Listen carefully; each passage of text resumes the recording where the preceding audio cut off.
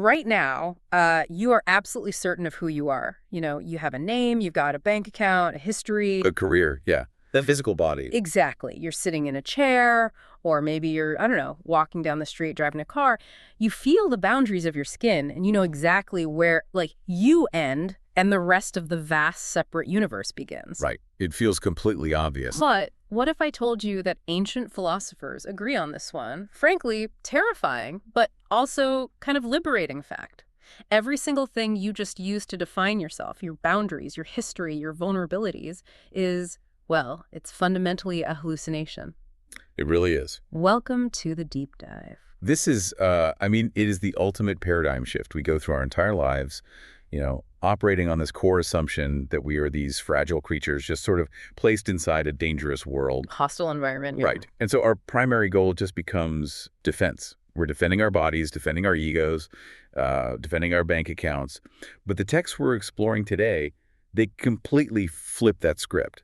They turn it upside down. Completely. They suggest that the world is actually appearing inside of you and that the core of who you are is, well, it's entirely indestructible. Which sounds wild, I know. And we are not just talking about some vague New Age poetry here either. We're looking at a highly technical, really rigorous map. Oh, very rigorous. Yeah. Our primary sources for this exploration are teachings from Sri Vijay Kapoor, and he's unpacking this ancient Sanskrit text called the Drg Viveka, which I think translates roughly to the discrimination between the seer and the seen. That's right, the seer and the seen. Right. And we also have these incredible insights woven in from revered masters like Swami Akhandananda and Swami Dayananda. And I gotta say, reading through this material, the enthusiasm is just completely infectious. It really jumps off the page. It does. They refer to this knowledge as Amritam, which translates to the nectar of immortality. Like, they don't frame this as some dry academic exercise to make you sound smart at dinner parties. No, not at all. This is presented as a literal, practical ticket to freedom. Which is a pretty bold claim, right? And it requires a completely different approach to learning. Usually when we study something, we're trying to acquire new information. Like adding a new tool to the toolbox. Exactly. But the journey outlined in the Drg Drshya Viveka operates on this completely inverted logic. It argues that you actually cannot acquire your true identity because, well, you already are it. Right. You can't gain freedom because you are inherently free. So the entire process is not about addition at all. It's about subtraction. Subtraction, so it's like unlearning. Yes. It is the systematic, surgical removal of deep-seated doubts and false assumptions. And I want to really focus on that subtraction part because before we can discover what we actually are, we have to look at this massive pile of assumptions that we need to remove. We have to confront this specific type of ignorance that currently, has us trapped. And the sources offer this brilliant contrast here regarding how ignorance operates in the animal kingdom versus how it operates in humans. I loved this part. Okay, so consider the instinctual programming of an animal. Take a spider, for example. Right. A spider is born with absolute instantaneous survival knowledge. It doesn't attend, like, a web-building academy, There's no apprenticeship period for a spider. Exactly. From the moment it exists, it just knows the exact geometrical calculations required to spin a cobweb, how to catch prey, how to reabsorb the silk, and how to do it all over again. Its knowledge is hardwired. It's complete. But humans are the polar opposite. Yeah. We arrive completely helpless and just profoundly ignorant. We really do. A human infant doesn't even know how to hold its own head up, let alone secure shelter or food. Right. We spend the first 2 decades of our lives on this relentless campaign to dispel that baseline ignorance. We learn object permanence, language, mathematics, how to navigate complex social hierarchies. We view human life as this progressive victory over ignorance. We do. But the text points out a massive blind spot in that narrative. We cure our ignorance about chemistry, physics, economics. But there is one foundational ignorance that we literally never cure. It actually gets worse. Yes. As we grow older, this specific ignorance hardens.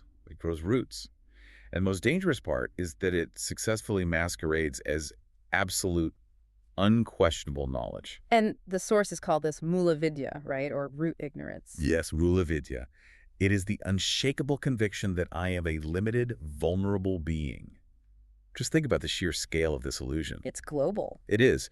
If you walked up to any of the 8 billion people currently on Earth and asked them, like, hey, did you know you're actually an unlimited, indestructible reality?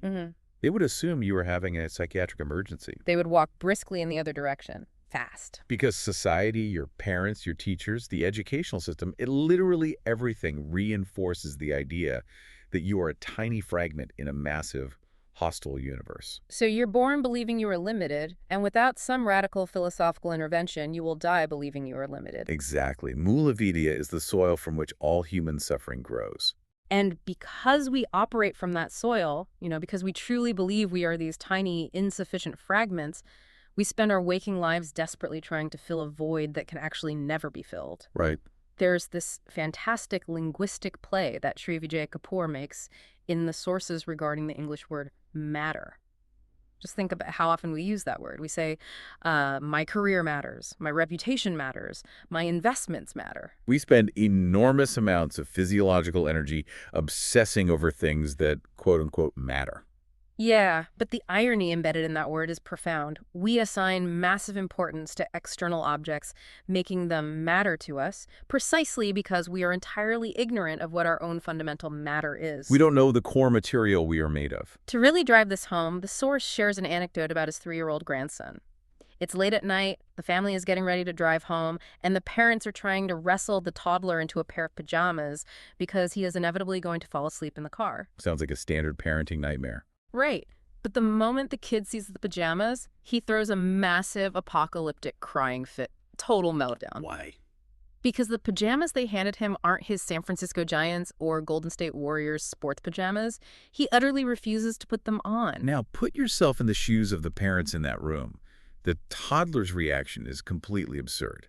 The parents are standing there thinking, it doesn't matter. It's just cotton. You're going to be unconscious in 10 minutes anyway. Right. The external object, the pattern on the pajamas, has zero actual bearing on the child's well-being. None. But to the child, in that specific moment, it is not absurd. It is his entire universe. Yes. The lack of those specific pajamas is causing him genuine, visceral, psychological pain. It matters more than anything else in the world to him right then. And the absolute brilliance of this source material is that it uses this toddler as a mirror for our own adult lives. We look at the kid and laugh at his lack of perspective. But we are just adults throwing sophisticated tantrums over adult pajamas. We truly are. I mean, the toddler cries over sports pajamas. The adult cries over a scratch on their new Tesla or getting passed over for a promotion or some heated political debate on social media. The mechanism is identical. We believe that our well-being, our core stability, is somehow intrinsically linked to the arrangement of external objects and circumstances. And Advaita Vedanta steps in here with a radical counterclaim about what our actual matter is. The texts state that our fundamental baseline material is ananda. Right, ananda, which translates to unconditional joy. Now, it is not the fleeting happiness you get when you eat a really good meal or, win a game. It's deeper than that. Much deeper. It is a structural, uncaused peace. It is the very fabric of your existence. But because of Mula Vidya, because we are entirely blind to our own material, we take our inherent desperate need for that joy and we project it outward. We cast it onto the temporary objects of the world. Exactly. We convince ourselves that the Giant's pajamas contain the joy. We convince ourselves that the corner office contains the joy. We basically outsource our peace to the world. And the moment you outsource your joy to the external world, you become a hostage, don't you? Oh, absolutely. The world is in a constant state of flux. Objects break, people leave, economies crash, bodies age. If your joy is anchored to things that are structurally designed to change and decay, you will live in a state of perpetual anxiety. You'll spend your life guarding melting icebergs. That's a great way to put it. The only way to stop suffering over the pajamas of adult life is to discover, unequivocally, what you are actually made of. So, okay, how do we actually do that? Like, how do we break the spell of Mula Vidya? The text, the Drshya Viveka, maps out a specific sequential journey to get us there. It basically operates in 3 distinct phases. Right. Phase 1 is recognizing the mess we are currently in. It is a state of total confusion, a blender where the observer and the observed are completely mashed together. We think we are our bodies. We think we are our thoughts. And phase 2? Phase 2 is the hard analytical work of drawing a strict, impenetrable boundary between the observer and the observed. Okay, and phase 3? Phase 3, the ultimate realization, is discovering that the observed is actually just a reflection of the observer. But we can't leap to phase 3. No, we have to start with the foundational mechanics. We need to deconstruct the very architecture of how you experience the world. This brings us to the core binary of the text. On one side, you have Dri, which is the seer, the witness, the subject. On the other side, you have Dishya, which is the seen, the object, the observed. The text forces us to rigorously analyze this relationship, right? By moving through levels of perception, testing our assumptions at every single stage. Let's walk through those levels. Level 1 is the most intuitive. It's the transaction we engage in every second of the day. The forms and colors out in the physical world, a tall tree, a short building, a blue car, a yellow flower, those are the seen. They are Dishya. And your physical eyes, the organs actually taking in that visual data, are the seer. They are Dri. Even a child understands this basic subject-object relationship. The eye observes the flower. Sure, it is functionally true on a biological level.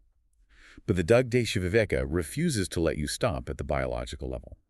It poses a deeper question. Are the physical eyes the ultimate seer?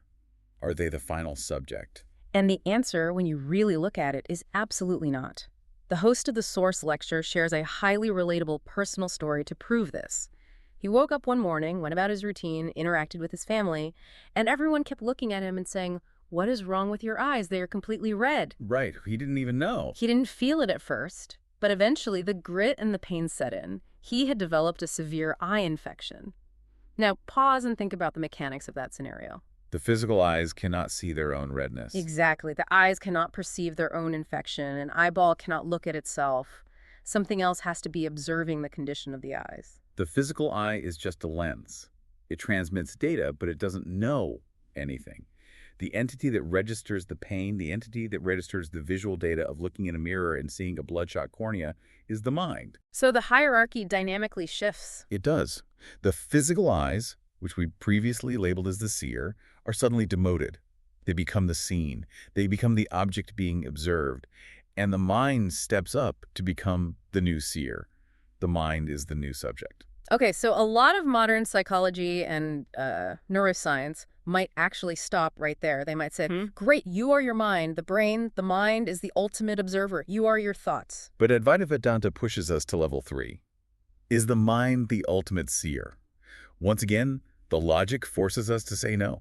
Think about your daily internal experience. You can observe the fluctuations of your own mental state. You can wake up and think, my mind is completely sluggish today. Or you can be in a meeting and realize, wow, my mind is racing with anxiety right now. Exactly. You can watch a wave of sadness wash over your mind and you can watch it recede. If you can stand back and observe your mind being sad or agitated or joyful, then the mind cannot be the ultimate observer. Right. The mind is an object. The mind becomes the scene. Which finally brings us to level 4. The absolute pinnacle of this deconstruction. If the world is the scene, and the physical body is the scene, and the mind itself is the scene, who or what is looking at the mind? Vedanta introduces a term here, the witness, or sakshi. This is the ultimate seer. It observes the sensory input, it observes the thoughts, it observes the emotion. But it has one critical, defining, non-negotiable feature. The witness can never, ever become the seen. It cannot be observed. It is the one thing in the universe you cannot point a camera at and you cannot point a thought at. Right, because the moment you try to observe it, the thing doing the observing is the witness, and the thing being observed is just another thought. It is the infinite regression stopper. It is the pure, silent background of awareness. Okay, I'm going to push back here because when I first encountered this concept, I had a very grounded, skeptical reaction, and I imagine you listening might be having the exact same thought. Let's hear it. Okay, fine. I have a witnessing presence inside me. I am an ultimate observer. Even a middle schooler daydreaming in math class knows they are inside their head observing their own boredom. Why is this considered profound, world-shattering philosophical knowledge? It just sounds like basic self-awareness. That is the perfect objection, actually, because it forces us to define the vast technical chasm between the nature of the seen and the nature of the seer. The text doesn't just say they are different. It categorizes their very existence using two specific Sanskrit terms, sadhana-sadhya and sita. Okay, I need help with those. No problem. Understanding the difference between these two words is the key to the entire philosophy. Let's tear those terms apart. What is sadhana-sadhya? Sadhana-sadhya describes a state of total dependency. It refers to something that requires instruments, infrastructure, or external help to be accomplished, created, or experienced. Okay, so like a tool. Right. The entire universe of the scene, from the furthest galaxy to the neurons firing in your brain, is Satana Sadhya. Let's use a mundane example to illustrate the sheer fragility of this dependency. Suppose you want to look at a simple desk clock and pick it up. Simple enough. Think about the massive, precarious chain of dependencies required for that one tiny experience to happen. Well, first off, you need a light source. You need the sun to be shining, or you need the electrical grid to be functioning so a light bulb can illuminate the room. If the room is pitch black, the experience of seeing the clock simply cannot happen. Correct. You are dependent on external light. Next, you need functioning biological instruments. You need your cornea, your retina, and your optic nerve to be perfectly intact. If that biological hardware fails, the clock vanishes from your visual field. Then you need the mind to be actively participating. Have you ever been so lost in thought, so completely absorbed in a daydream that you were staring right at an object but didn't actually see it? Oh, all the time. You stare blankly at a page of a book and realize you haven't processed a single word. Because the mind's attention was elsewhere. So the experience depends on the mind. And to reach out and touch the clock, you depend on a healthy nervous system, a functioning spinal cord, and muscle fibers. Every single interaction with the seen universe requires this massive, fragile, interdependent infrastructure. If you remove just one link from that chain, turn off the sun, sever the optic nerve, distract the mind, the entire experience collapses. The scene is fundamentally needy. It is constantly asking for support. It cannot stand on its own. Exactly. Now, completely contrast that fragile dependency with the nature of the ultimate seer, the witness consciousness.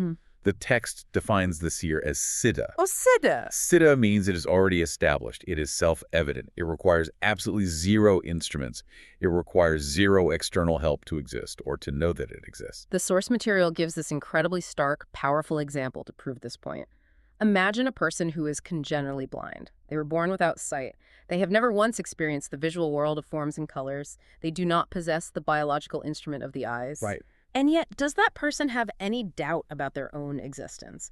Does that person lack the profound, continuous experience of, I am? Absolutely not. They know they exist with total certainty. They don't need the sun to shine to illuminate their existence. They don't need functioning optic nerves. They don't need society to validate them. The sheer independence of that core consciousness is staggering when you really meditate on it. Yeah. The feeling of I know or I am is self-luminous. The sun relies on nuclear fusion to shine, but your consciousness doesn't borrow its light from anything. That's a powerful way to frame it. Right. The physical body goes through massive changes. It ages, it gets sick, it weakens. The mind is a chaotic storm of fluctuating moods. The external world spins through political eras and economic cycles. But that core witness consciousness, that silent sakshi, simply is. It never ages, it never mutates, and it never relies on an instrument. It is the only absolute independent reality in a universe of highly dependent variables. Okay, I'm tracking the logic. The seer is independent, the seen is dependent, the seer is the silent witness, the seen is the chaotic mind and world. But here is where the friction hits reality for me. Go ahead. If I am this completely independent, self-luminous, untouched witness, why am I currently stressed out about my mortgage? Why does my heart race when my boss sends a cryptic email? Yes. If the true me is completely untouched, why does the human experience feel so painfully vulnerable? You are hitting on the central paradox of human existence, and it introduces arguably the most crucial diagnostic concept in Advaita Vedanta, Adyaropa. Adyaropa, meaning what? It translates to superimposition. It is a fundamental error in processing. It is the cognitive mechanism where we take the chaotic, vulnerable, changing qualities of the seen world and we mistakenly glue them onto our unchanging, secure self. To make this abstract concept visceral, the sources use one of my absolute favorite analogies, the movie theater. Let's really step inside this metaphor. It's a classic for a reason. Imagine you are sitting in an old-school cinema. For the experience of the movie to happen, you need 3 distinct components. First, you need the projector specifically, the steady, brilliant, unchanging light coming from the bulb. Okay, that's one. Second, you need a blank, stationary, completely unblemished screen at the front of the theater. And third, you need the mechanism for change, the drama, which is the film reel rapidly moving between the light and the screen. Now, map this onto your own consciousness. In this analogy, you, as the ultimate seer, the silent witness, are playing a dual role. You are both the steady, brilliant light illuminating the experience, and you are the vast foundational screen upon which the experience lands. So what's the film reel? Your mind, your thoughts, your memories, your sensory inputs, that is the film reel. The mind is the projector throwing images of a world onto the screen of your consciousness. The tragedy, and I guess the dark comedy of the human condition, is what happens next. We sit in the theater of our own awareness, watching the movie of our lives.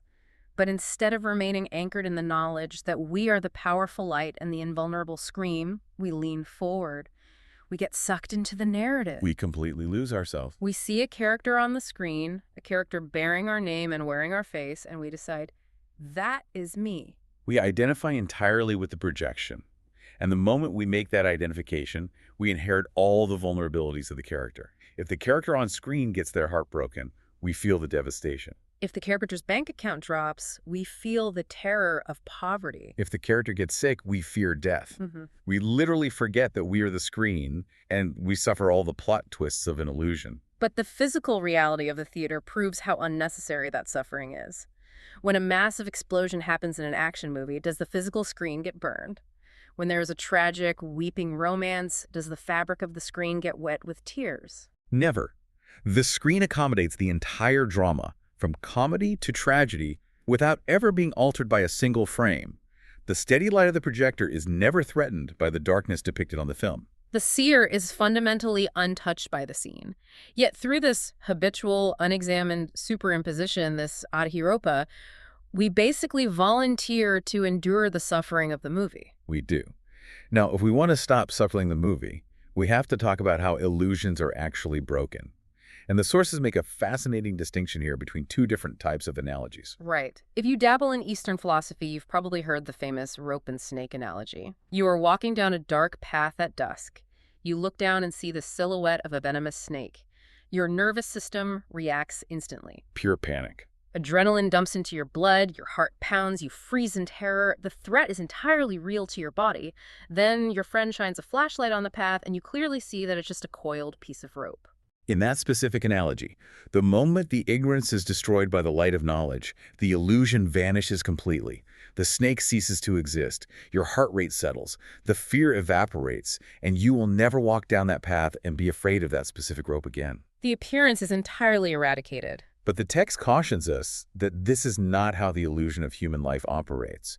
It offers a much more accurate and quite beautiful analogy, the blue sky. Oh, I love this one. When you walk outside on a clear summer day and look up, the sky appears as a vast, brilliant dome of blue. It looks like a physical ceiling over the earth. But as you grow up, you learn the science of atmospheric scattering. You learn that space is actually a vacuum. It has no color. Right. You cannot build a ladder, climb up and scrape off a handful of blue. You cannot distill the sky in a chemistry beaker. You gain the absolute knowledge that the sky is not blue. But here's the profound kicker. It still appears blue. Exactly. The visual phenomenon continues, even after the ignorance is removed. This is a vital point to grasp, because there is a massive misconception about what spiritual liberation or enlightenment actually looks like. People think it's like a sci-fi movie. They assume that if you realize you are the witness, the physical world will dissolve like the snake. They think their body will vanish in a puff of smoke, their job will disappear, and they will float in some formless void of white light. They think the movie projector just gets unplugged. Yes, but the teachings of Advaita Vedanta clarify that realizing your true nature does not destroy the appearance of the world. Just like the sky continues to look blue to the astrophysicist, the world continues to appear to the liberated mind. You still see traffic jams, you still feel the physical sensation of a stubbed toe, you still interact with your family, you still have a career. The movie keeps playing. The movie keeps playing.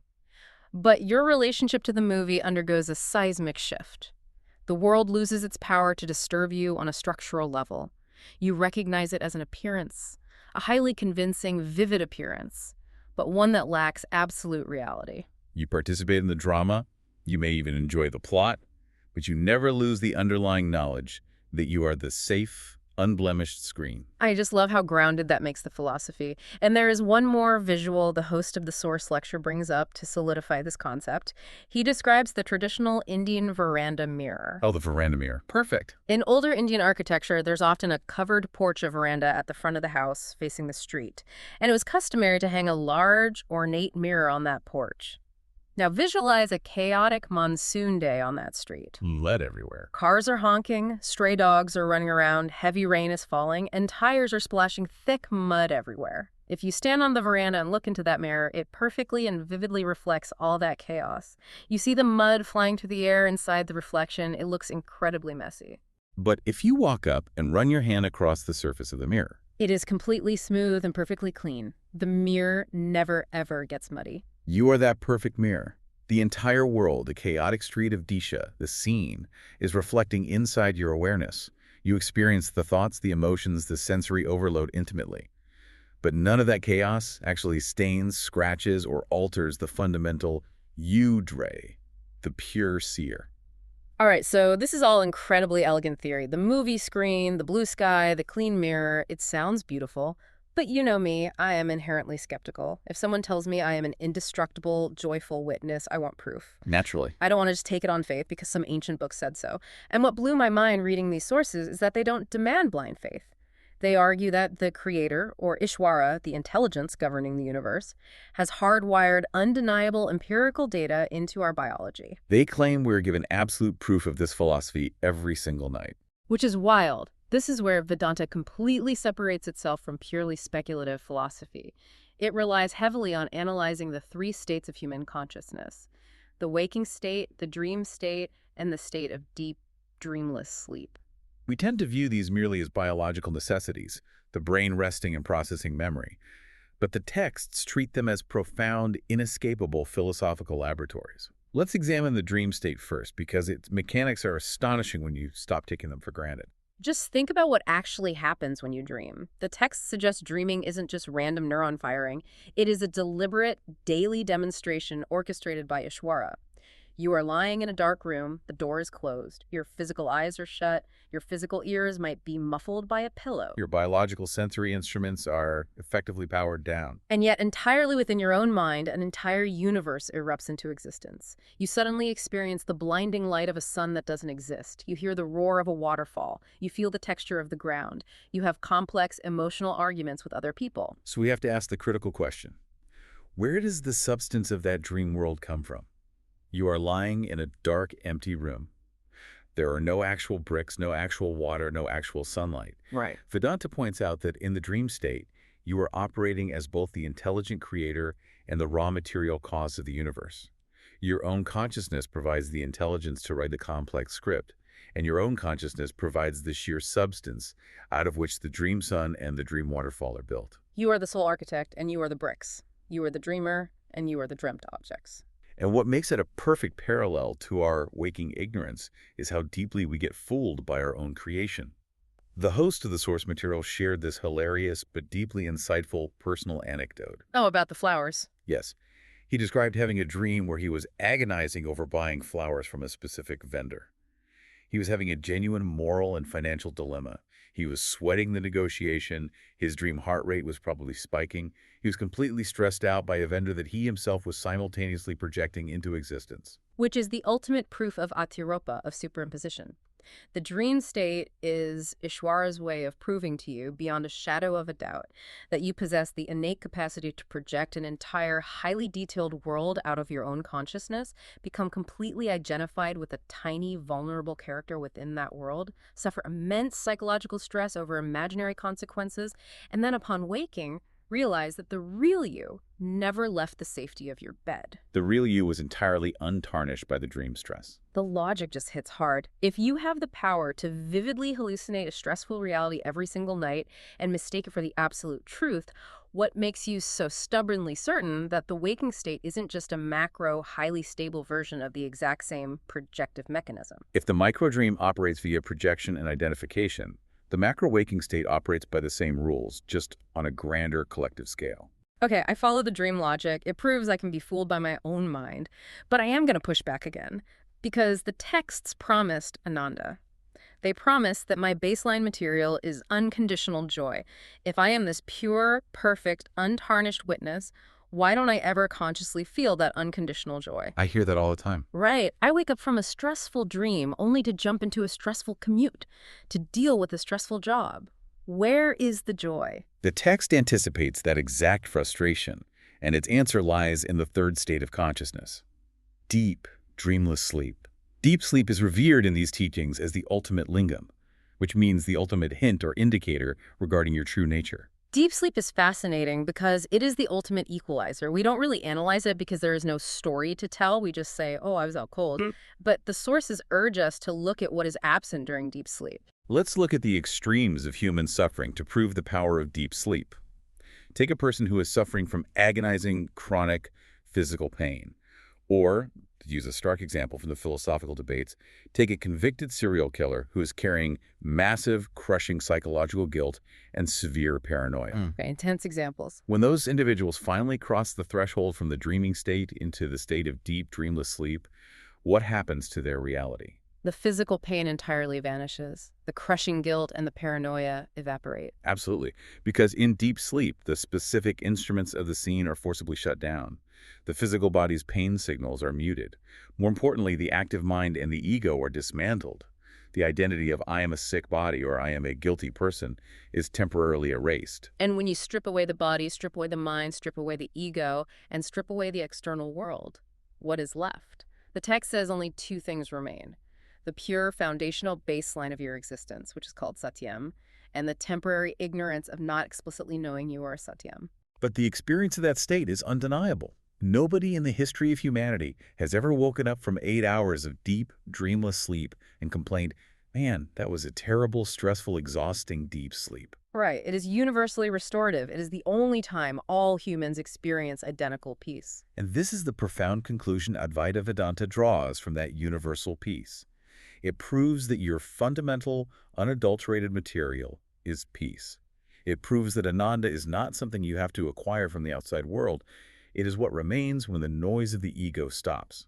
So all the suffering, the guilt, the anxiety you experience in the waking state is not inherent to you. It is a temporary superimposition, an ataropa placed on top of your natural joy. Deep sleep is your daily dip into your true nature. This naturally leads into one of the most provocative ideas in the source material. If deep sleep is the shutting down of the body and mind, leaving only pure consciousness, what does that imply about death? Because death is the ultimate terror for the limited ego. We spend our lives dreading the end of the movie. The teachings view death through a radically different, almost clinical lens. From the perspective of the witness, death is functionally identical to entering deep sleep, with one mechanical difference. Let's walk through that mechanism because this is heavy. In deep sleep, your physical senses and your active mind power down. But your core consciousness, the Sakshi, remains present. You know you slept well precisely because the witness was there observing the profound peace of the sleep state. Right, and when the alarm rings, the mind boots back up, the body reconnects, and the waking state resumes. But at death, the physical form, the biological vehicle, breaks down permanently. It cannot boot back up. But the baseline consciousness, that pure independent feeling of I know, does not rely on the biological vehicle to exist. It simply continues. The seer remains entirely untouched by the dropping of the physical form, just as it remains untouched when you emerge from deep sleep or wake up from a nightmare.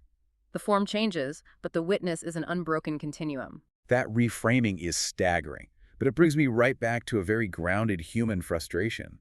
If my true nature is unconditional joy, and deep sleep proves that I am naturally peaceful when the ego shuts up, and even death is just a continuation of the witness, why on earth do we wake up every morning and immediately opt back into the anxiety? Why do we eagerly dive back into the stressful, conditional happiness of the waking world? What is the trap? We fall into the trap because we misunderstand the architecture of the world we wake up into. We conflate the Creator's universe with our own psychological universe.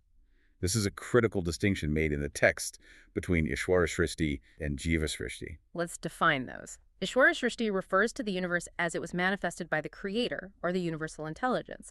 And if you look at the raw creation, it operates like perfect, frictionless software. A tree grows towards the sunlight, doesn't suffer anxiety about whether it's as tall as the tree next to it. A river flows downhill. A dog operates perfectly as a dog. The sun radiates heat. Everything in Ishwara Srishti simply is, functioning flawlessly within its inherent nature.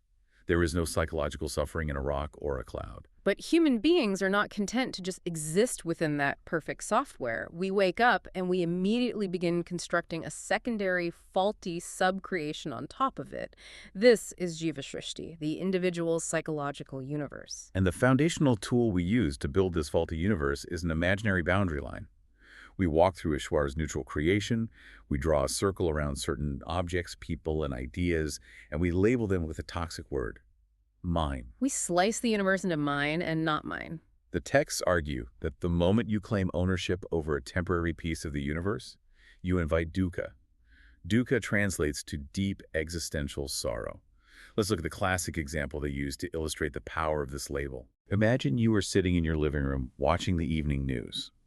The anchor reports that a terrible fire has burned down a house on the opposite side of the country. You see the footage of the flames. What is your reaction? You might feel a brief flicker of empathy. You think, oh, that's really unfortunate for those poor people. But your heart rate doesn't spike. Your life isn't ruined. You change the channel and go to sleep. Right. But imagine you are driving home from work. You turn onto your street and you see flames shooting out of the roof of your house. Your physical reaction is violent. Your stomach drops. Your knees go weak. Your entire reality collapses into panic and devastation. It is pure dukkha. Now analyze the physics of those two events. From the perspective of Ishwara Srishti, the fire is exactly the same. The combustion of wood, plaster, and shingles is identical. The physical destruction is a neutral event in the universe. The only difference, the sole mechanism that transforms a neutral event into soul-crushing trauma, is the invisible psychological label of mine. You attached your identity to a pile of wood, and when the wood burned, you felt like yourself was burning. We basically weaponize the universe against ourselves. To really visualize the stubbornness of this trap, the host of the lecture shared an incredible analogy about how trappers catch monkeys in places like Rishikesh, India. The monkeys there are incredibly smart and notorious for stealing food. You can't just chase them down. A trapper will take a heavy clay jar or a hollowed-out coconut with a very narrow opening, just wide enough for a monkey's open hand to slide through. They bolt the jar to the ground and put a handful of delicious grains or sweet nuts at the bottom. The monkey comes along, smells the food, slips its narrow, open hand into the jar, and grabs a massive fistful of food. But the trap relies entirely on the monkey's psychology, not on mechanics. Because the monkey's hand is now balled into a tight fist around the food, the fist is significantly wider than the narrow neck of the jar. The monkey tries to yank its arm out, but the fist won't fit through the hole. And here's the tragic absurdity of the situation. Nobody is holding the monkey. The jar has no moving parts. There is no clamp, no cage, no net. The jar is completely inert. All the monkey has to do to be 100% free in an instant is open its hand, let go of the food, and slide its arm out. But the monkey's desire for the sweet nuts, its absolute desperate attachment to the concept of mine, is so overpowering that it refuses to unclench its fingers. The monkey will literally sit there screaming in terror, feeling totally trapped, until the trapper walks up and throws a net over it. We look at the monkey and we feel pity for its foolishness. But the teachings hold that monkey up as a mirror to our own lives. The world is the jar. We reach into the world, we grab onto our specific chosen attachments, our social status, our wealth, our toxic relationships, our deeply held political opinions, and we clench our fists tight. We feel the stress of maintaining those attachments, we feel the anxiety, and we cry to the heavens, why is my life so stressful? Why am I so trapped? We blame the universe, but the universe is just an inert jar. We're entirely trapped by our own refusal to let go of the psychological mine. And rather than opening our fists, rather than doing the hard work of letting go, we spend massive amounts of energy trying to manufacture artificial happiness while keeping our fists tightly clenched. The expert in the source outlines 4 distinct false sources of sukham, or happiness, that humans desperately chase to avoid facing their true nature. Let's examine these 4 false sources because they are a perfect diagnostic tool for our daily behavior. The first false source is bhoga, which translates to sensory enjoyment or pleasant experiences. This is the default setting for modern society. It is the belief that joy is acquired by accumulating pleasurable friction against the senses. Fine dining, wearing expensive silk, listening to high-fidelity music, or the example of driving a brand-new Tesla through a wealthy neighborhood to feel the smooth acceleration. The problem with bhoga is its volatility. It feels fantastic in the moment. But the second the Tesla gets a scratch from a shopping cart or the fine food gets cold, or the silk shirt stones, the happiness instantly evaporates and is replaced by frustration. It is a highly conditional, incredibly fragile form of joy. The second false source is hope, or living in the imagination. This is the act of staking your current baseline happiness entirely on a projected future outcome. The speaker in the text gave a compelling example of a family that was banking everything on a massive future business investment. I remember this. For months, while they held on to the hope of impending wealth, they were cheerful. They borrowed against a future reality. But when the project suddenly collapsed, they were devastated. They had entirely bypassed the present moment, anchoring their joy to a ghost future that never materialized. It's the I'll be happy when syndrome. I'll be happy when I get the promotion, when I lose the weight, when the kids graduate. It ensures you are never actually happy right now. The third false source is fascinating because it sneaks up on people who think they are doing the right thing. It's called abhimana, which translates to identification or pride. It's deriving joy from a sense of superiority. And the host of the lecture shared a deeply vulnerable cautionary tale from his own life regarding this trap. Yes, the trap of the spiritual ego. Exactly. He admitted that early in his spiritual journey, when he started studying these dense Vedantic texts, he developed a massive silent ego. He would walk through the city, look around at normal people commuting, shopping, and going about their lives, and he would feel this smug, intoxicating sense of superiority. He would think, look at these poor, ignorant fools chasing money and sensory pleasures. I eat a very simple diet. I study ancient scripture. I meditate. I am so much more advanced than them. Which is the ultimate irony. He was using the tools designed to dismantle the ego to build an even stronger, more resilient ego. Pride is pride, whether it's pride in a sports car or pride in your meditation posture. His guru eventually had to step in and severely correct him, pointing out that his spiritual arrogance was a far denser, more dangerous barrier to true enlightenment than a normal person's attachment to worldly success. It's a brilliant trap. Ugh. And the fourth false source of happiness is simply habit, finding a false sense of security purely in routine. We all know people like this. It could be someone who obsessively runs 10 miles every single day, no matter the weather or injuries, or someone who works 80 hours a week just for the sake of being busy. They aren't necessarily enjoying the run or the work, but they derive a false sense of stability from the unbroken repetition. If you disrupt their routine, if they twist an ankle or get a week off work, their psychological stability completely crashes. They don't know who they are without the habit. So we are surrounded by these traps: sensory pleasure, future hope, pride, and habit.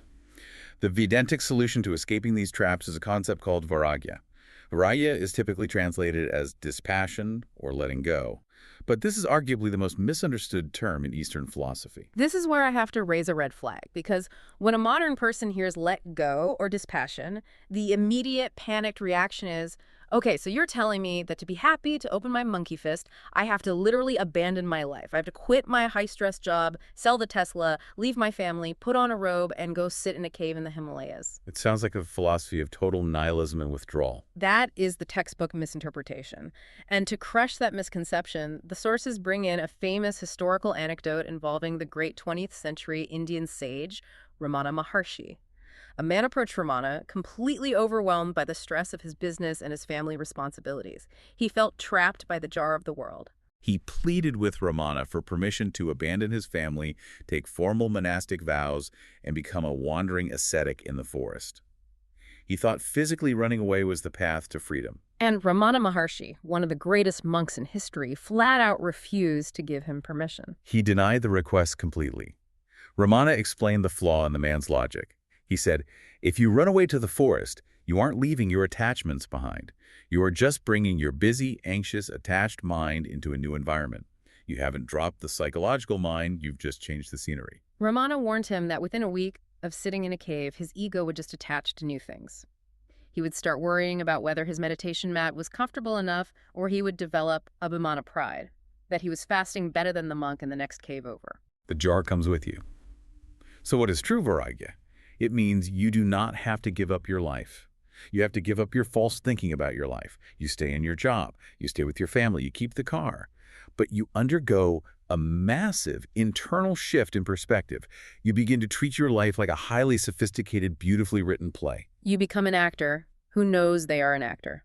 If the script of your life casts you in the role of a parent, you play the role of the parent beautifully with all your heart and energy.